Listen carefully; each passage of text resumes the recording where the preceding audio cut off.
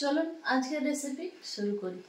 আজকের রেসিপির জন্য নিয়েছি পনির 300 গ্রাম। আমি এই সাইজে কেটে নিচ্ছি পনিরটা।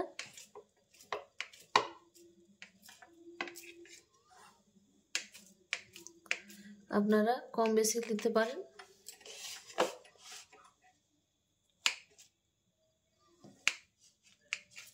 আমি একটু সাইজে বড় বড় রাখবো,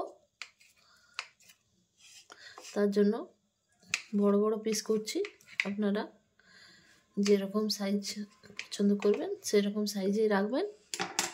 এই দেখুন আমি এই সাইজটা নিয়েছি। দেখুন এটা সাইডে রেখে দিচ্ছি। একটা বোল নিয়েছি, কর্নফ্লাওয়ার 1 চামচ,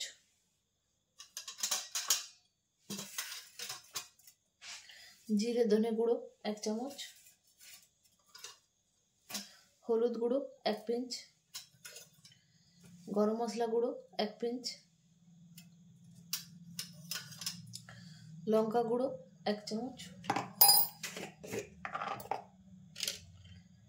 মিক্স মশলা 1 চামচ, দই 1/2 চামচ,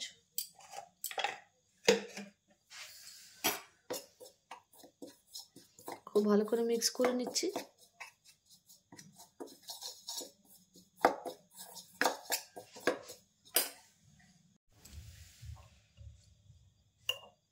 লবণ দিচ্ছি 1/2 চামচ,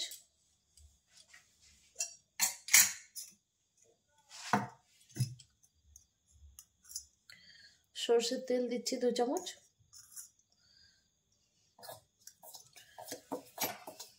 সব কটা খুব ভালো করে মিক্স করে নিচ্ছি। এই দেখুন খুব ভালো করে মিক্স করা হয়ে গেল।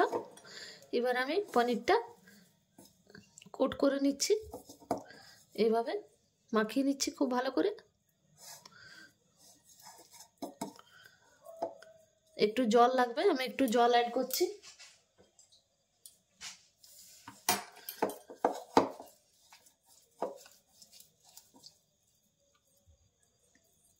দেখুন এইভাবে পুরো পনিরটা মশলাটা মাখিয়ে নিতে হবে।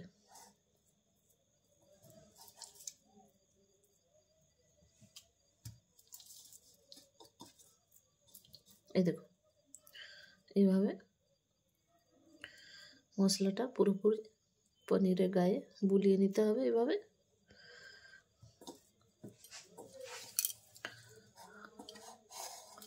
এই দেখুন পুরোপুরি পনিরগুলোর গায়ে মশলাটা মাখানো হয়ে গেছে। এবার আমি ফ্রাই করে নিচ্ছি। আমি একটা তাওয়া চাপিয়েছি গরম হবার জন্য। তেল দিয়ে দিচ্ছি 2 চামচ সরষের তেল। আপনারা চাইলে সাদা তেলও করতে পারেন এই রান্নাটা, বা যে তেল ব্যবহার করেন বাড়িতে সেই তেলও ব্যবহার করতে পারেন।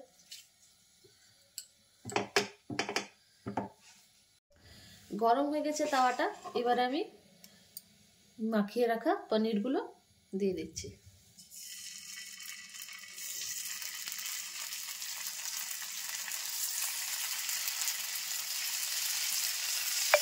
খুবই টেস্টি হয় এই তাওয়া পনির। একবার অবশ্যই বাড়িতে ট্রাই করে দেখবেন। বাচ্চা বড় সবারই ভালো লাগবে খেতে।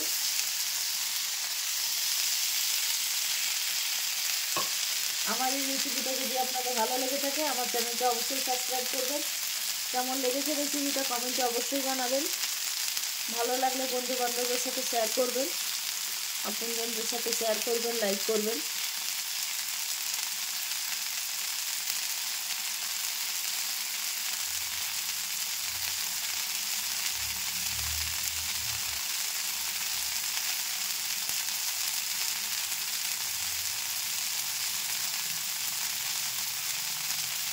এক দিকটা পাল্টে দিচ্ছি আমি। এক পাশটা হয়ে গেছে, এক পাশটা এইভাবে পাল্টে দিচ্ছি।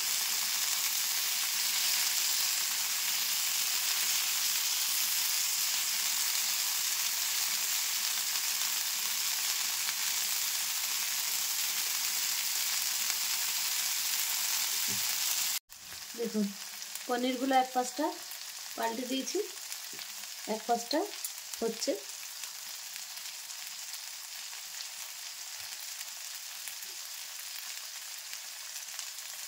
এবার আমি পনিরগুলো তুলে নিচ্ছি একটা একটা করে।